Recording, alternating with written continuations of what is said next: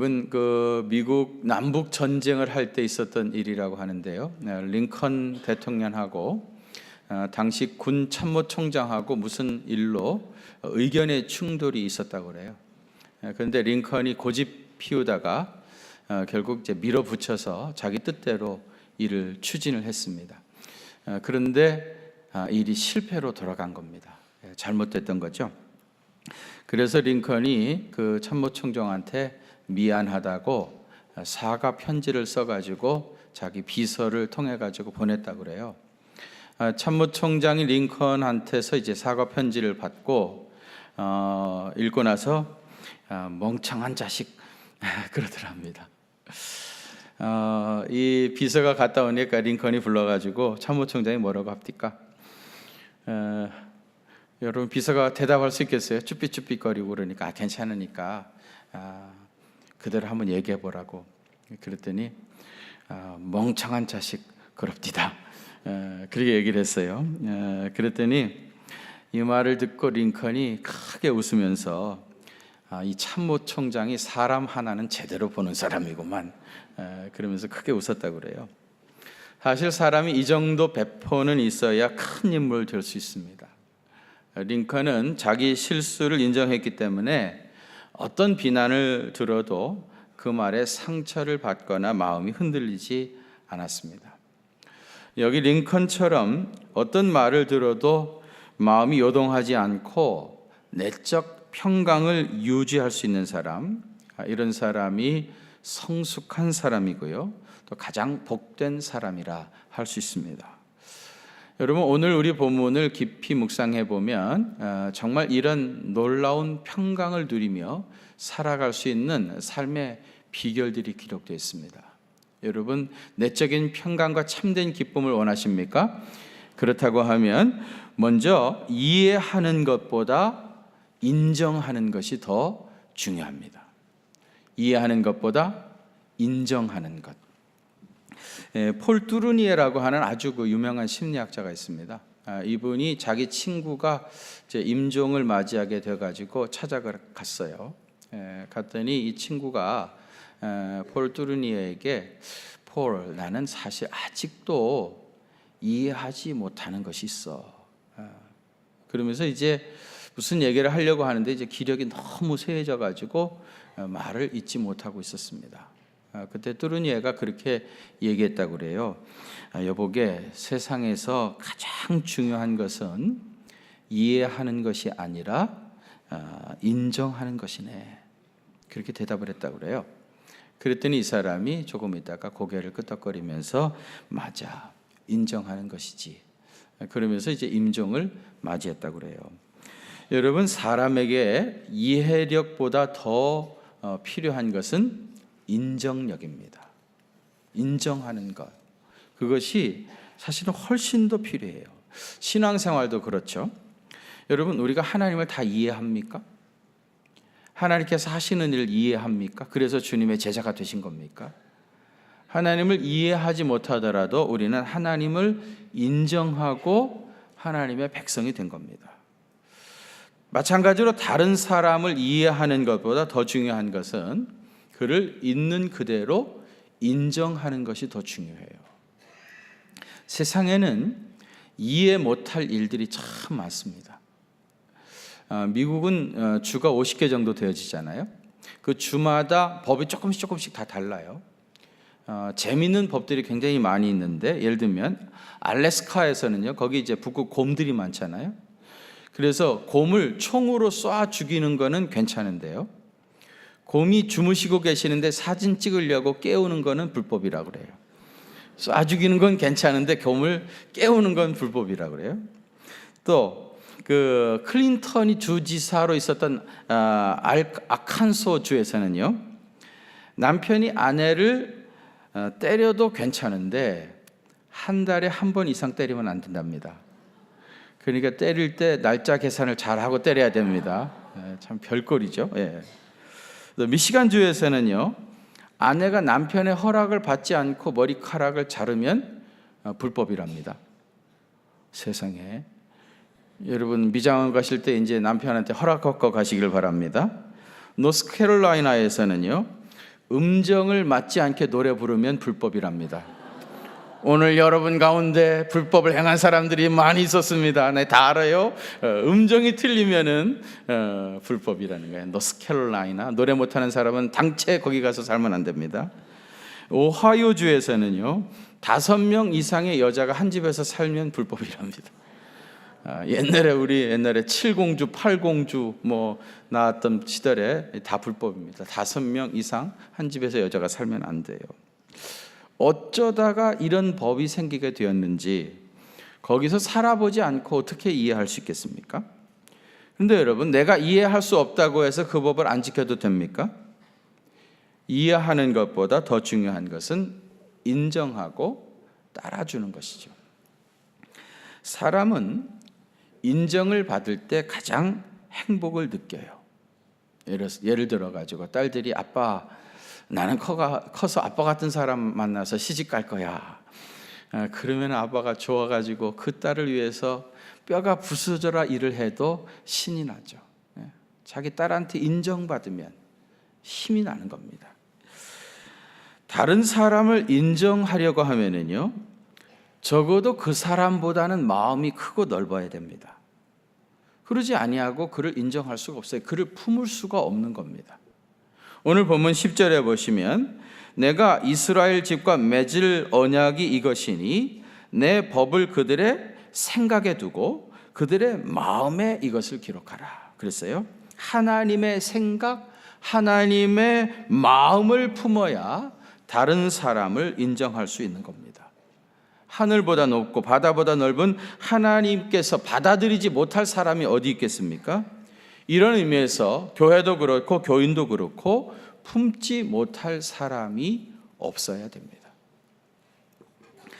교회라고 하는 공동체의 특징이 말이죠. 교회도 분명히 조직이고요. 또 공동체이기 때문에 멤버십이 필요하죠. 이 공동체 안에 들어오려고 하면은 그 멤버십을 가져야 되는데, 그런데 이 멤버십을 갖는데 전혀 어떤 자격이나 그 요구하는 게 없어요. 누구든지 교인이 되고 싶으면 얼마든지 교인이 될 수 있는 겁니다. 이게 교회 공동체의 아주 독특한 특징입니다.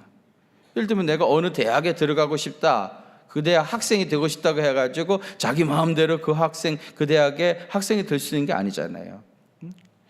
분명히 공동체인데 교회라는 공동체는 누구든지 자기가 원하면 얼마든지 멤버십을 가지고 그 공동체 안에 들어올 수 있다. 그만큼 교회는 품이 한없이 큰 겁니다. 여러분 믿으십니까? 교회가 못 품을 사람이 없기 때문에 모든 사람을 다 교회는 받아들이는 거예요. 우리 교회도 한번 왔다 가셨습니다마는 강철호 목사님이라고, 이분에게들 따라다니는 이름은 탈북자 출신 1호 목사.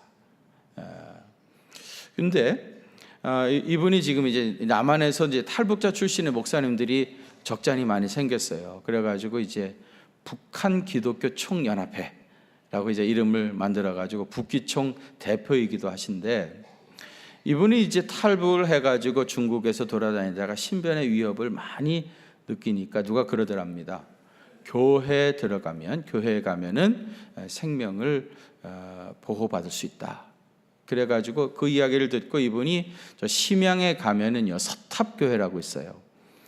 우리 조선족 교회로서는 아주 오래된 교회가 상당히 큰 교회인데 이 서탑교회에 찾아갔어요. 그때 당시에 이제 오애은 목사님이라고 여자 목사님이신데 연세가 상당히 높으신 분입니다. 이 목사님이 이제 목회를 해서 그 목사님 방으로 노크를 하고 들어갔어요. 들어가고 앉아가지고 내가 탈북자인데 내가 나를 좀 내 생명을 좀 보호해 달라고 그렇게 이제 부탁을 하고 있는 순간에 중국의 공안이 닥쳤습니다. 노크를 했어요. 깜짝 놀라가지고 이분이 이제 목사님 그 서재 책상에 숨은 겁니다. 급하니까. 공안이 들어와가지고 여기에 탈북자가 들어왔다는 첩보가 있다. 이 탈북자를 내놔라. 그런데 이 오해 목사님이 그 자리에서 그 사람을 보호해준 겁니다. 절대로 그런 일 없다. 만일에 여러분 이것이 들통이 나게 되진다고 하면은 그 목사님도 공안에 잡혀가가지고 굉장한 고초를 겪게 되어지는데 그 자리에서 그런 사람 없다고. 그리고 있어도 나는 그런 사람을 내줄 수 없다. 교회는 모든 사람을 품는 것이다고. 그리고 강하게 버틴 겁니다. 워낙이 연세가 높으신 여자 목사님이 그러니까 공안들이 어찌하지 못하고 그냥 갔다 그래요. 그 소리를 이분은 목사님 책상 속에서 다 들은 거예요. 자기 생명을 구하기 위해서 그런.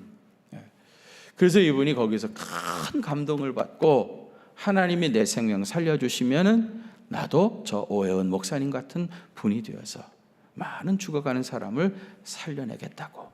그래서 지금 귀한 사역을 참 많이 하고 있습니다. 여러분, 교회라고 하는 것은 현행법에 지금 저촉이 되어가지고 추적을 당하고 있는 그런 사람까지도 품을 수 있는 곳이 교회입니다. 하나님 마음을 가지면 품지 못할 사람이 없어요. 여러분, 탕자 이야기 잘 아시잖아요. 사실 이 이야기에서 형은요, 피해 직접 당사자도 아닙니다. 진짜 피해를 입은 사람은 형이 아니라 아버지죠. 그런데 형은 그 동생을 품을 수가 없었던 겁니다. 정죄하고 고발을 했지요. 그러나 피해 당사자이신 아버지는 그 아들을 품은 겁니다. 이게 하나님의 마음입니다. 이게 아버지의 마음입니다. 여러분, 우리 예수 믿는 사람들은 다른 사람을 이렇게 품을 수 있어야 그래야 마음의 평안을 유지할 수 있는 겁니다. 결국 내가 어떤 사람을 받아들이지 못하고 그 사람 때문에 힘들어하고 그것 때문에 내 마음의 기쁨과 평강이 사라지면 1차적으로 문제가 그 사람에게 있는 것이 아니라 그를 품지 못한 나에게 문제가 있는 겁니다. 여러분 인정하십니까? 그에게 문제가 있는 것이 아니고 품지 못한 나에게 문제가 있는 거예요. 여러분, 요즘 환절기가 되어가지고 감기 걸린 교인들이 많이 계시는데, 여러분 감기 걸리게 되어지면은 증상이 뭐예요? 열이 올라가고 그 다음에 이제 기침하죠. 컬럭컬럭 기침합니다. 근데 여러분, 감기 걸려가지고 기침하는 사람한테 왜 당신 기침하시오? 시끄럽게. 그렇게 말할 수 있습니까? 누구는 감기 들리고 싶어서 들렸습니까? 누구는 지금 기침하고 싶어서 합니까? 도저히 참을 수 없으니까 어찌할 수 없이 기침하는 거 아니겠습니까? 그 다른 사람 감기 걸려가지고 기침하는 것도 참지 못하고 품지 못하는 거예요. 사람이 미치면 어떻게 되죠? 미친 짓 하죠. 그래서 미친 사람이라고 그러는 거예요. 근데 여러분, 미친 짓 하면은 저거 미친 짓 한다고 정죄한다면 잘못이에요. 누구는 미치고 싶어서 미쳤겠습니까? 오죽하면 사람이 미쳤겠습니까? 엄청난 상처와 고통을 겪다가 결국은 그렇게 되어버려가지고 그런 증상들이 나타나고 있는 것인데, 그거 하나 가슴으로 품지 못하고 그 사람하고 똑같이 말이죠, 미친 짓 한다고 하면서 싸우고 있고 정죄하고 있다면 이 사람도 반쯤은 잘못된 사람 아니겠습니까? 우리가 그리스도의 자녀라고 하면, 예수님의 사랑을 경험한 사람이라고 하면은 모든 사람을 다 품는 사람이 돼야 돼요. 모든 사람을 다 품는 그 현장에서 주님이 주시는 절대적인 평강을 맛보게 되어집니다. 그런 은혜가 임하시길 바랍니다. 두 번째로는요, 약자라고 무시하지 말고 언제나 누구 편에? 약자 편에 서야 됩니다. 본문 11절 하반절의 말씀을 보시면, 그들이 작은 자로부터 큰 자까지 다 나를 알미라 그랬어요. 이 말씀은 그리스도 안에서 작은 자와 큰 자의 구별이 없다는 겁니다. 성도들은 모든 사람을 차별 없이 대해야 합니다. 사람들은 쉽게 지위가 높은 사람, 돈이 좀 있는 사람, 권력 있는 사람, 이런 사람은 높이고요, 없는 사람, 비천한 사람은 자기도 모르게 무시하는 경향이 있습니다. 그러나 성숙한 사람이라면 작은 자, 비천한 자, 연약한 자도 긍휼히 여길 수 있어야 합니다.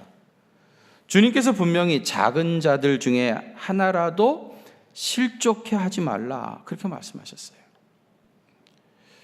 졸부는 강자에게 약하고요, 약자에게 강합니다. 이건 졸부예요.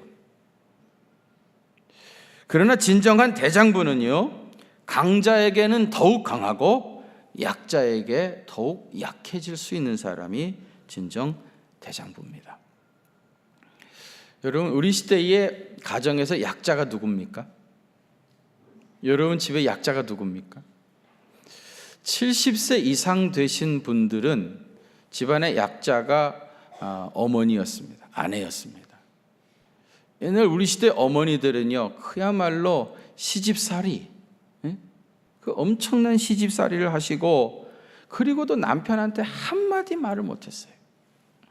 모든 가사 노동뿐만 아니라 자식 뒷바라지하는 모든 일을 어머니들이 다 감당했어요.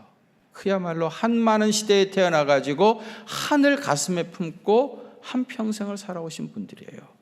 분명히 어머니는 그 시대의 약자였습니다. 그런데 50대 미만 되는 가정들은요, 약자가 이제 역전이 돼가지고 누굽니까? 남편이 약자예요, 진짜로. 월급이 온라인으로 딱 들어가는 순간에 모든 경제권을 빼앗겼습니다. 경제권. 그 다음에 채널권이죠. 텔레비전 하나 마음대로 볼 수가 없는 채널권 또 빼앗기고요. 그리고 자녀 양육권도 다 빼앗겼어요. 어느 교회에서 주일날 목사님이 광고하셨대요. 다음 주일날은 교회에서 바자회 하려고 하니까 못 쓰게 된 쓸모없는 것들 많이 가져오시라고. 그랬더니 어떤 여자 집사가 손을 번쩍 들고, 목사님, 남편 가져와도 되나요? 못 쓰게 된 쓸모없는 것들이 남편이라고 생각하는 시대입니다. 옛날에는 어머니 날만 있었죠. 무슨 말입니까? 어머니가 그 시대의 약자였다는 얘기죠. 근데 어느 순간에 어버이날로 바뀌었습니다. 아버지를 끼워준 겁니다. 아버지가 약자라고 하는 것을 공감하기 시작한 거죠. 머지않아 아버지 날만 남게 될 겁니다. 실제로 제가 살았던 호주에서는요, Father's Day가 있습니다. 9월 첫 번째 주일날이 Father's Day예요. 이날은요, 남자들이 당당하게 침대에 그냥 그대로 누워가지고 아내와 아이들이 차려오는 밥상을 침대에서 받아 먹을 수 있는 권리가 주어진 날이 Father's Day입니다. 그날 하루, 나머지 364일은 자기가 밥상 차려다가 침대에 누워 계시는 가족들 바쳐야 되고요. 웬만하면 남자분들은 호주 가서 살 생각하지 마십시오. 거기는 남자들이 살만한 곳이 못 됩니다. 전에도 그랬죠. 호주는 서열이 아주 분명하다고. 첫 번째는 무조건 애들입니다. 두 번째는 여자, 아내. 세 번째는 애완견. 네 번째는 남자. 이렇게 돼 있어요. 그런데 중요한 거는요, 애완견이 이 서열을 알고 있다는 겁니다. 애완견이. 그리고 저도 개를 키워봤는데 개들이요, 우리 집에서 누가 실세라는 걸 정확하게 알아요. 그래서 제 아내한테는 얼마나 잘하는지 몰라요. 나한테는요, 물고 신경질 내고 온갖 신경질 다 나한테 부리는 거예요. 그래가지고 잊어버렸거든요. 내가 너무 좋더라고. 아이고 잘 됐다. 근데 내가 찾지도 않았어요. 잘 돼가지고. 그랬더니 10일 만에 연락이 와서 찾아가라고. 아이고 참. 개가 서열을 압니다. 우리 시대의 약자들은 남편이에요. 애들도, 집에 애들도 다 알아가지고요, 아빠 말은 안 들어. 한번 말해도 아빠 말은 안 들어. 그럼 아빠가 다급하면 뭐라고 하는 줄 아세요? 말 안 들으면, 야, 너 그렇게 말 안 들으면 내가 엄마한테 말한다. 그러면 그때 말 들어. 교회에서 약자는 누굽니까? 새 가족이 약자일 수 있습니다. 혹시 교회 다닌다고, 교회 다니시 오래됐다고 텃세 부리시는 분 계십니까? 이건 정말 잘못된 일입니다. 우리가 한 생명을 얼마나 소중하게 여기고 사랑하고 애써가지고 전도를 해왔는데, 텃세 부리는 사람 한마디에 실족해서 교회를 떠난 사람들이 적잖이 있습니다. 우리 교회는 비교적 젊은 교회니까 이런 일이 별로 없는데, 오래된 교회들은요, 이런 게 굉장히 많아요. 제가 전에 목회했던 교회는 그때도 이미 60년이 넘었었습니다. 지금은 70년이 훨씬 넘은 교회죠. 제가 부임하면서 새 가족들도 좀 들어오고 또 청년들도 몰려오고 막 그러니까 교회가 막 살아나는 것 같더라고요. 그런데 얼마 있다가 이런 얘기가 들려요. 굴러온 돌이 박힌 돌 몰아낸다고. 굴러온 돌은 누굽니까? 새 가족이고 박힌 돌은 묵은 가족들, 옛날부터 교회 다니던 사람들. 굴러온 돌이 새 가족 굴러온 돌이 박힌 돌 몰아낸다. 이런 사고방식을 눈꽃만큼이라도 갖고 있다고 하면 교회가 부흥할 수 있겠습니까? 그들을 위해서 자리를 내드리고 우선적으로 배려하고 사랑으로 섬기고. 왜? 우리보다 약자일 수 있으니까. 우리는 이미 여기 와서 신앙생활한 지 오래됐고 형제 같은 친구들도 많고 익숙해져 있고 내 집같이 느껴지는데 늘 와도 남의 집 같고 말이죠. 늘 어설프고 밥을 먹어도 어디 가서 밥을 먹어야 되는지도 모르겠고 밥 타가지고 어디 가서 어느 테이블에 가서 먹어야 될지도 모를 만큼 낯설고 그런 사람들이 교회의 약자 아닙니까? 그들을 섬기는 자리에서 평안이라는 걸 경험한다는 거예요. 언제나 약자 편에 서시기를 바랍니다. 세 번째로 참된 평안을 원하신다면 지나친 죄책감에 빠지지 말아야 됩니다. 여러분 보면 12절 한번 같이 봉독하실까요? 시작. 내가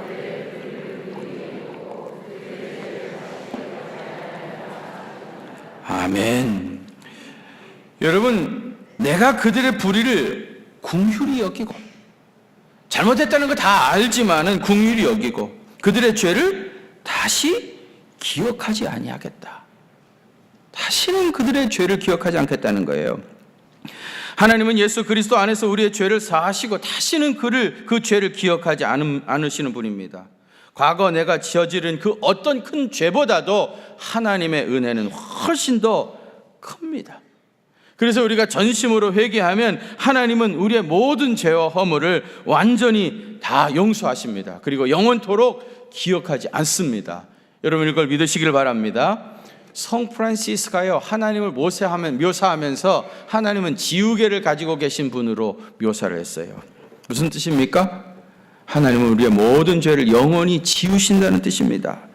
그런데 정작 우리 자신은 자신의 죄와 허물을 지우는 일에 참 인색합니다. 가끔 죄책감을 가지고 있는 것이 좋은 신앙인 것처럼 착각하는 경우가 있습니다. 그런데 여러분 기억하세요. 죄책감은요, 영혼의 암과 같은 것입니다. 나중에 그것이 결국은 마음과 영의 그리고 육체의 병을 유발하게 될 것입니다. 우리는 죄책감이 아니라 예수님이 나의 죄를 용서하셨다고 하는 구원의 감격이 날마다 새로워져야 합니다. 기억하세요. 아무리 큰 죄라 할지라도 그것이 하나님의 은혜보다는 크지 못합니다. 우리가 진심으로 회개했다면 더 이상 그 죄 때문에 신음하지 말아야 됩니다. 우리가 하나님의 자녀이지만은 죄가 없는 완벽한 사람은 아닙니다. 하나님은 우리에게 완벽한 것을 요구하신 적도 없고 그렇게 살 수도 없다는 것을 잘 아십니다. 하나님께서 우리에게 원하시는 것은 상한 심령입니다. 상한 마음 가지고 주님께 나가면 우리 주님께서 보혈의 피로 씻어주시고 회복해 주십니다. 이런 의미에서 여러분 너무 과거에 얽매이지 마십시오. 특별히 과거에 실수했던 것, 실패했던 것에 너무 오랫동안 머물러 있지 마십시오. 그것이 여러분 마음의 평강을 뺏어가는 겁니다. 여러분 본문 13절 말씀에 보시면 새 언약이라고 말씀하셨음에 첫 것은 낡아지게 하신 것이니 낡아지고 쇠하는 것은 없어져 가는 것이라 그랬습니다. 여기서 새 언약과 낡은 것을 대비하고 있는데 낡은 것은 뭐예요? 율법을 말하는 것이죠. 새 언약은 복음을 말하는 것이고요. 여러분, 율법은 우리에게 죄책감을 심어줍니다. 율법의 마침은 뭡니까? 로마서에 나와 있는 것처럼 의인은 없나니 하나도 없다. 모든 사람은 죄를 범하였음에 율법으로 말하면 모든 사람은 죄인입니다. 그러나 우리에게 새 언약이 주어졌습니다. 그것은 모든 죄를 용서하기 위해서 우리 주님이 십자가에서 이루신 십자가의 복음입니다. 우리는 이 은혜의 복음 안에서 해방된 자유인이 되었습니다. 더 이상 죄인이 아니라 우리는 해방된 자유인입니다. 한때 교회에서 유행했던 세상에서 방황할 때 그런 노래가, 이 찬양이 있었습니다. 여러분들도 잘 아시죠? 저는 이 찬양만 들으면 생각나는 교인 한 사람이 있습니다. 진짜 세상에서 방황 많이 하던 사람입니다. 온 동네 사람들이 다 알던 사람입니다. 근데 이 사람이 예수님을 영접했어요. 그리고 교회를 다니기 시작했습니다. 교회를 다닌 후에 얼마 있다가 구역창 경연대회라는 거 있잖아요. 그걸 하는데 이 사람이 나와가지고 마이크를 잡고 이 찬송을 불렀어요. 너무너무 잘 어울리더라고요. 진짜 세상에서 방황하던 사람이 와가지고 이 찬송 부르니까 너무너무 잘 어울려요. 이 찬송 끝나고 나서 나한테 뭐라는 줄 알아요? 목사님, 내 평생에 처음으로 술 먹지 않고 제정신으로 노래 불러본 건 처음이라고. 예. 근데 이 사람이 예수님 믿고 제사함 받고요, 새 사람이 되기 시작했어요. 이분이 그때 그 교회에서 전도 제일 잘하는 사람이 됐어요. 왜 그런 줄 알아요? 이 사람 교회 나오니까 옛날 꼴초회 멤버들이 있었거든요. 모여가지고 담배 피우면서 교회 비판하고 비방하던 사람들, 이 꼴초회 멤버들이 하나씩 오기 시작해요. 그 마을에 꼴초회 교인들이 다 우리 교회로 오기 시작했습니다. 이 사람이요, 전도뿐만 아니라 봉사를 하고 싶은 마음이 생겼어요. 목사님, 내가 교회를 위해서 봉사해도 되겠습니까? 뭘 하실래요? 그랬더니 주차 봉사를 하겠대. 주차 봉사. 내가 이 동네 사람 중에 알만한 사람은 다 아는 사람인데 내가 예수님 믿고 새 사람 되어가지고 교회 앞에서 주차 봉사하면은 그것이 큰 전도가 될 것이라고 생각한 겁니다. 주차 봉사를 하는데 막상 해보니까 이 교인들이 말을 안 들어주는 거예요. 여기다 대세금 돼야 되는데 말 안 들어. 어디 가나 다 똑같아요, 교인들이. 그래가지고 이분이 아이디어를 냈어요. 뭘 먹여야 이 사람들이 말을 잘 듣겠다. 그래가지고 주일마다 자기가 말이죠, 요만한 바구니에다가 사탕, 맛있는 사탕을 만큼 소고기 싸갖고 와가지고 이거 들고 들어오는 입구에서 어서 오세요 하면서 사탕 하나 먹이고, 그리고 여기다 세우라 그러니까 말을 잘 듣는 거예요. 한때 그 사람한테 사탕 안 얻어 먹은 사람이 없었습니다. 여러분, 나중에는 선교하는 일도 많이 하고요. 인도네시아에다 고아원까지 하나 지어가지고 어린이들을 돕는 일들을 했어요. 정말 과거에 그렇게 많은 죄와 허물이 있었던 사람이지만 하나님의 손에 붙잡힌 바 되어지면 얼마든지 귀하게 쓰임받을 수 있습니다. 죄책감 떨쳐버리세요. 그리고 나를 용서하시고 구원하신 주님의 은총으로 날마다 여러분의 가슴이 뛰시기를 바랍니다. 그러면 주님이 주시는 놀라운 평강이 임할 겁니다. 이제 여러분 앞길에는 주님의 축복이 기다리고 있습니다. 주님이 부어주시는 감당할 수 없는 은혜가 임할 것입니다. 그것은 우리가 깨끗해서도 아닙니다. 주님께 무엇을 많이 드리고 뭘 많이 해서도 아닙니다. 죄인일 수밖에 없는 우리를 향한 하나님의 놀라운 은혜입니다. 이런 기쁨으로 충만하게 되시기를 주의 이름으로 축원합니다. 거룩하신 아버지 하나님, 오늘도 이렇게 복되신 주님의 날 허락하시고 주님의 전으로 우리의 걸음을 인도하시고 또 귀한 말씀으로 큰 은혜 받게 하여 주시니 감사드립니다. 주님이 주시는 신령한 기쁨과 평강이 우리 심령에 충만할 수 있도록 주께서 역사해 주옵소서. 이 평강과 기쁨이 소멸되지 않게 하여 주시고 우리의 가정에서 세상에서 살면서 주의 주시는 무궁한 기쁨을 날마다 누리며 살아가는 귀한 생에 되시게 해 주옵소서. 이제는 우리 주님 예수 그리스도의 그 크신 은혜와 하나님 우리 아버지의 무한하신 사랑하심과 성령님의 위로하심과 교통하심이 우리 경기중앙교회 사랑하는 성도들과 또 저들의 가정과 그 생업의 현장들 위에 이제로부터 영원토록 함께 계시옵기를 간절히 축원하옵나이다. 아멘.